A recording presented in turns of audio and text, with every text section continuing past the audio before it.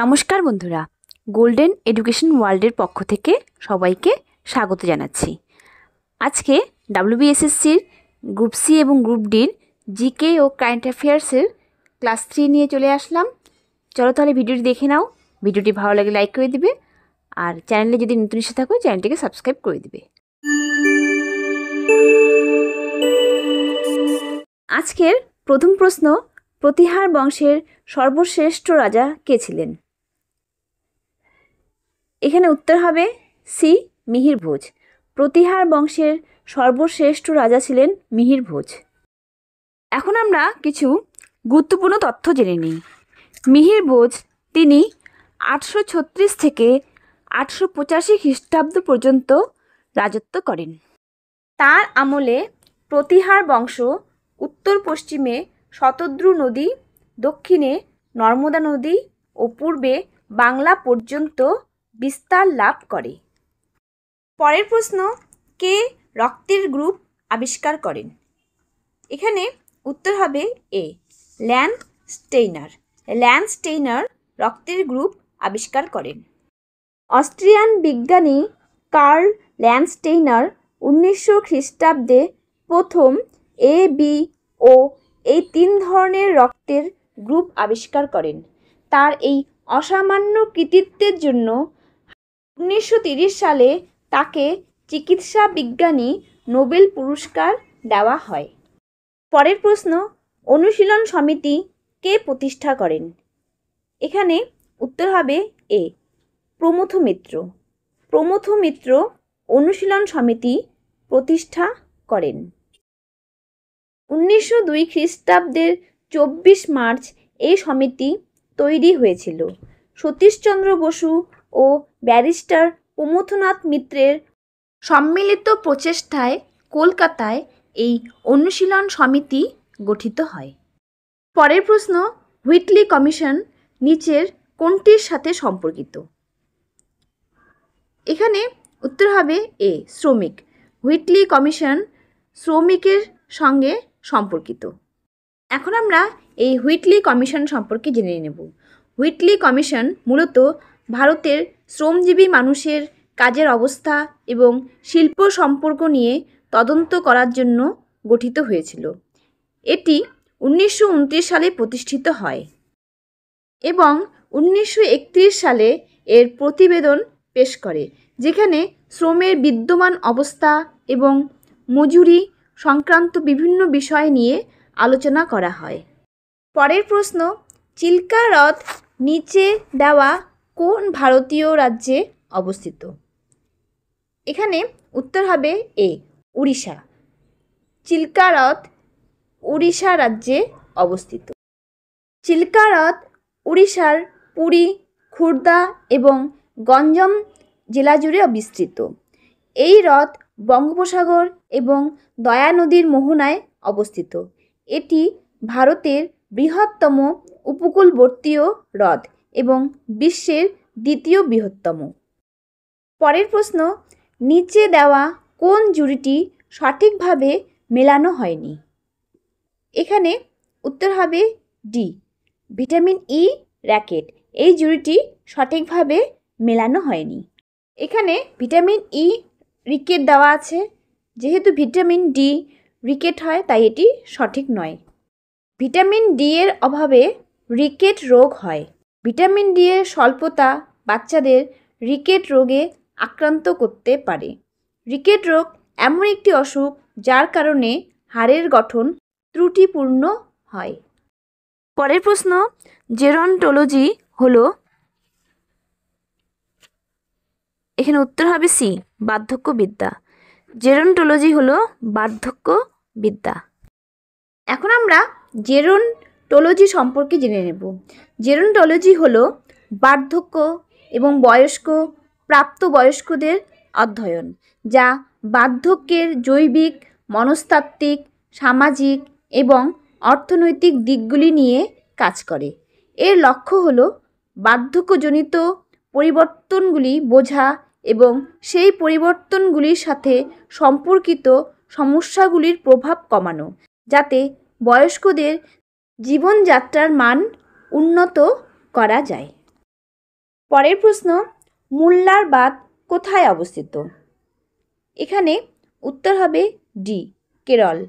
মুল্লার বাঁধ কেরলে অবস্থিত। মুল্লার বাঁধটি বা মুল্লা পেরিয়ার বাঁধ ভারতের কেরালা রাজ্যের ইদুক্কি জেলার থেক্কাডিতে অবস্থিত। এটি পেরিয়ার নদীর উপর নির্মিত একটি মাধ্যাকর্ষণ বাঁধ এবং এটি তামিলনাড়ু রাজ্যের দ্বারা পরিচালিত হয়। পরের প্রশ্ন, জাতীয় জলপথ 1 যোগ করে এলাহাবাদকে হলদিয়ার সঙ্গে কোন 3টি নদীর সাহায্যে? এখানে উত্তর হবে সি, গঙ্গা, ভাগীরথী, হুগলি।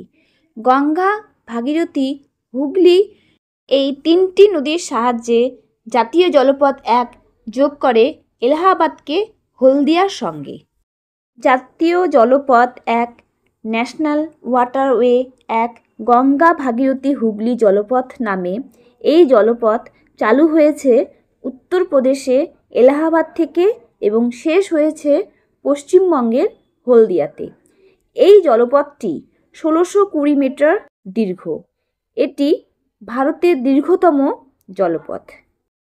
পরের প্রশ্ন, যোগ ফলস কোন নদীর উপর অবস্থিত? এখানে উত্তর হবে ডি, শরাবতী। যোগ ফলস শরাবতী নদীর উপর অবস্থিত। যোগ জলপ্রপাতটি ভারতের কর্ণাটক রাজ্যের শরাবতী নদীর উপর অবস্থিত। এই জলপ্রপাতটি গেরোসোপা জলপ্রপাত নামেও পরিচিত। পরের প্রশ্ন, ভারতের মৃত্যুদণ্ডপ্রাপ্ত অভিযুক্তকে কে ক্ষমা করতে পারেন? এখানে উত্তর হবে বি, রাষ্ট্রপতি। ভারতের মৃত্যুদণ্ডপ্রাপ্ত অভিযুক্তকে রাষ্ট্রপতি ক্ষমা করতে পারেন। ভারতের রাষ্ট্রপতি সংবিধানের 72 অনুচ্ছেদ অনুযায়ী মৃত্যুদণ্ডে দণ্ডিত ব্যক্তিকে ক্ষমা করতে পারেন। রাজ্যপাল মৃত্যুদণ্ড ক্ষমা করতে না পারলেও তিনি মৃত্যুদণ্ড স্থগিত, মওকুফ বা কমাতে পারেন। পরের প্রশ্ন, নিচের কোন ধাতুটি হিমোগ্লোবিনে পাওয়া যায়? এখানে উত্তর হবে বি, লোহা। লোহা ধাতুটি হিমোগ্লোবিনে পাওয়া যায়। পরের প্রশ্ন, কম্পিউটার পরিভাষাতে নিবলকে কি বলা হয়? এখানে উত্তর হবে সি, হাফ বাইট। কম্পিউটার পরিভাষাতে নিবলকে হাফ বাইট বলা হয়। কম্পিউটার পরিভাষায় নিবলকে হাফ বাইট বা ট্রেটেড বলা হয়। এই 4টি বিটের সমষ্টি এবং একটি 8 বিট বাইটের অর্ধেক। এটিকে সেমি অক্টেট বা কোয়াড বিটও বলা হয়ে থাকে। পরের প্রশ্ন, রেড ডাটা বুক প্রথম কত সালে প্রকাশিত হয়? এখানে উত্তর হবে বি, 1964 সালে। 1964 সালে রেড ডাটা বুক প্রথম প্রকাশিত হয়। এখন আমরা এই রেড ডাটা বুকের প্রকাশনা সংস্থা সম্পর্কে জেনে নিই। এটি international union for conservation of nature, IUCN এর প্রকাশনা সংস্থা। এর মূল উদ্দেশ্য হল বিপন্ন এবং বিলুপ্তির পথে থাকা উদ্ভিদ ও প্রাণীর আন্তর্জাতিক তালিকা তৈরি করা ও সংরক্ষণ সম্পর্কে সচেতনতা বৃদ্ধি করা। এই প্রশ্ন, জিম করবেট ন্যাশনাল পার্ক কোন রাজ্যে অবস্থিত? এখানে উত্তর হবে বি, উত্তরাখণ্ড। উত্তরাখণ্ডে জিম করবেট ন্যাশনাল পার্ক অবস্থিত। জিম করবেট জাতীয় উদ্যান ভারতের উত্তরাখণ্ড রাজ্যে নৈনিতাল এবং পৌরি গাড়োয়াল জেলার মধ্যে অবস্থিত। এটি ভারতের প্রথম জাতীয় উদ্যান। পরের প্রশ্ন, সম্প্রতি কোন bank my account my name নামক স্কিম চালু করেছে? এখানে উত্তর হবে B, Indian overseas bank. Indian overseas bank my account my name নামক স্কিম চালু করেছে। এর সুবিধা সম্পর্কে আমরা জেনে নেই। গ্রাহকরা তাদের 15 সংখ্যার অ্যাকাউন্ট নম্বর মনে রাখার পরিবর্তে একটি পছন্দের নাম বা শব্দ দিয়ে তাদের অ্যাকাউন্ট নম্বর চিহ্নিত করতে পারবেন। পরের প্রশ্ন, কবে ওয়ার্ল্ড ব্লাড ডোনার ডে পালিত হলো? এখানে উত্তর হবে বি, 14 জুন। 14 জুন তারিখে ওয়ার্ল্ড ব্লাড ডোনার ডে পালিত হলো। বিশ্ব রক্তদাতা দিবসের মূল কারণ হলো স্বেচ্ছায় ও বিনামূল্যে রক্তদানকে উৎসাহিত করা।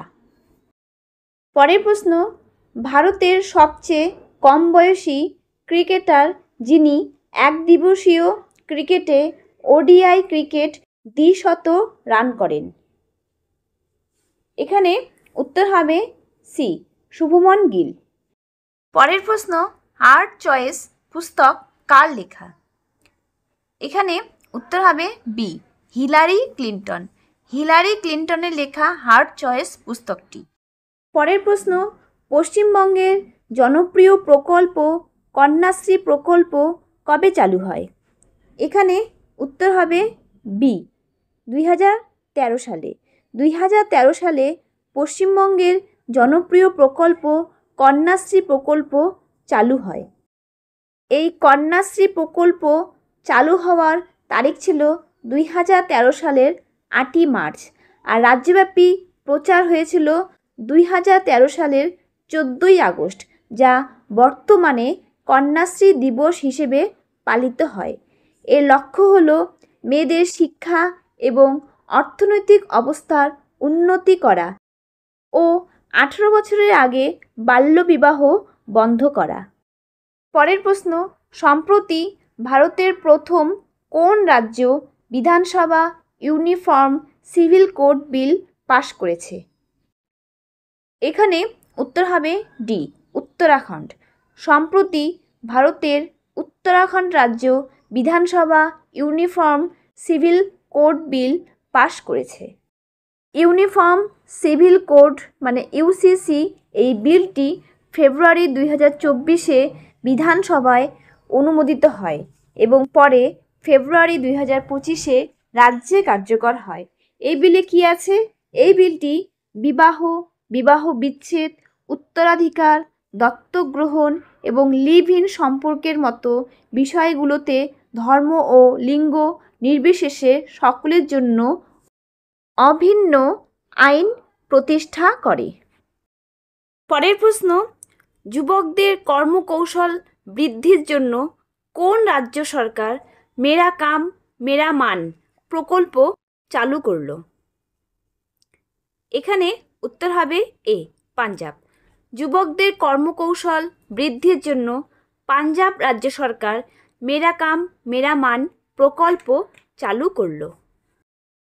এই প্রকল্পের অধীনে বেকার যুবকদের বিনামূল্যে স্বল্পমেয়াদী দক্ষতা প্রশিক্ষণ দেওয়া হয়, যার ফলে তাদের চাকরি পাওয়ার সম্ভাবনা বাড়ে। প্রশিক্ষণ চলাকালীন এই প্রকল্পের আওতায় একটি কর্মসংস্থান সহায়তা ভাতা 2500 টাকা প্রতি মাসে প্রদান করা হয়। পরের প্রশ্ন, 59তম ইরানি কাপে কোন দল চ্যাম্পিয়ন হলো? এখানে উত্তর হবে এ, বিদর্ভ। 59তম ইরানি কাপে বিদর্ভ দল চ্যাম্পিয়ন হলো। 59তম ইরানি কাপে বিদর্ভ দল অবশিষ্ট ভারতকে 93 রানে পরাজিত করে এই শিরোপা অর্জন করেছে, যা তাদের তৃতীয় ইরানি কাপ জয়। সম্প্রতি কবে ওয়ার্ল্ড কিডনি ডে পালিত হলো? এখানে উত্তর হবে ডি, 13 মার্চ। 13ই মার্চ প্রতি ওয়ার্ল্ড কিডনি ডে পালিত হলো। বিশ্ব কিডনি দিবস প্রতি বছর মার্চ মাসের দ্বিতীয় বৃহস্পতিবার পালিত হয়, তাই 2025 সালে এটি অনুষ্ঠিত হয়েছিল 13ই মার্চে। এই দিবসটি কিডনির গুরুত্ব সম্পর্কে সচেতনতা বৃদ্ধি এবং কিডনি রোগ প্রতিরোধে সাহায্য করার জন্য পালন করা হয়। পরের প্রশ্ন, ভারতের প্রথম ভাষাভিত্তিক রাজ্য কোনটি? এখানে উত্তর হবে বি, অন্ধ্রপ্রদেশ। ভারতের প্রথম ভাষাভিত্তিক রাজ্য অন্ধ্রপ্রদেশ। ভারতের প্রথম ভাষাভিত্তিক রাজ্য হল অন্ধ্রপ্রদেশ। এটি 1953 সালের 1 অক্টোবর তেলুগু ভাষা অঞ্চলগুলোকে একত্রিত করে গঠিত হয়েছিল। পরের প্রশ্ন, ইবোলা ভাইরাস প্রথম কোথায় দেখা যায়? এখানে উত্তর হবে সি, আফ্রিকায়। ইবোলা ভাইরাস প্রথম আফ্রিকায় দেখা যায়। ইবোলা ভাইরাস প্রথম 1976 সালে আফ্রিকার কঙ্গো গণতান্ত্রিক প্রজাতন্ত্রে তৎকালীন জায়ারে প্রথম দেখা যায়। ভাইরাসটির নামকরণ করা হয় জায়ারে ইবোলা নদীর নামানুসারে, যেখানে এটি প্রথম আবিষ্কৃত হয়। পরের প্রশ্ন, কৃষক বন্ধু প্রকল্পে কত টাকা করে কৃষকদের বার্ষিক অনুদান দেওয়া হয়? এখানে উত্তর হবে সি, 10,000 টাকা। কৃষক বন্ধু প্রকল্পে 10,000 টাকা করে কৃষকদের বার্ষিক অনুদান দেওয়া হয়। কৃষক বন্ধু প্রকল্পে যোগ্য কৃষকদের প্রতি বছর 2 কিস্তিতে মোট 10,000 টাকা, প্রতি একরে 5,000 টাকা বার্ষিক অনুদান দেওয়া হয়। এই প্রকল্পের অধীনে কৃষক মারা গেলে তার পরিবারকে এককালীন 2 লক্ষ টাকা দেওয়া হয়। পরের প্রশ্ন, কত সালের অলিম্পিক গেমসে ক্রিকেট অন্তর্ভুক্ত হতে চলেছে? এখানে উত্তর হবে সি, 2028। 2028 সালের অলিম্পিক গেমসে ক্রিকেট অন্তর্ভুক্ত হতে চলেছে। পরের প্রশ্ন, মহাকুম্ভ মেলা 2025 কোথায় অনুষ্ঠিত হলো? এখানে উত্তর হবে সি, প্রয়াগরাজ, উত্তরপ্রদেশ। প্রয়াগরাজ, উত্তরপ্রদেশে মহাকুম্ভ মেলা 2025 অনুষ্ঠিত হলো। মহাকুম্ভ মেলা 2025 সালের উত্তরপ্রদেশের প্রয়াগরাজে অনুষ্ঠিত হলো, যা 13 জানুয়ারি থেকে 26 ফেব্রুয়ারি পর্যন্ত চলেছিল। এই মেলাটি গঙ্গা, যমুনা ও সরস্বতী নদীর সঙ্গমস্থলে অনুষ্ঠিত হয়েছিল। এটি একটি আধ্যাত্মিক অনুষ্ঠান যেখানে লাখ লাখ মানুষ স্নান করতে জড়ো হয়। পরের প্রশ্ন, কোন রাজ্যে ভারতের প্রথম ভিস্তাডোম জঙ্গল সাফারি ট্রেন চালু হয়েছে? এখানে উত্তর হবে এ, উত্তরপ্রদেশ। উত্তরপ্রদেশ রাজ্যে প্রথম ভিস্তাডোম জঙ্গল সাফারি ট্রেন চালু হয়েছে। এই বিশেষ ট্রেনটি কাতারনিয়া ঘাট বন্যপ্রাণী অভয়ারণ্যকে দুধওয়া টাইগার রিজার্ভের সাথে সংযুক্ত করেছে। বড় কাচের জানালা এবং স্বচ্ছ ছাদযুক্ত বিশেষভাবে ডিজাইন করা এই ভিস্তাডোম কোচ। এই থাকলো আজকের ভিডিওটি কেমন লাগলো কমেন্টে জানাবে। উপকারে আসলে লাইক করে দেবে, আর চ্যানেলে যদি নতুন এসে থাকো অবশ্যই চ্যানেলটিকে সাবস্ক্রাইব করে দেবে। ধন্যবাদ।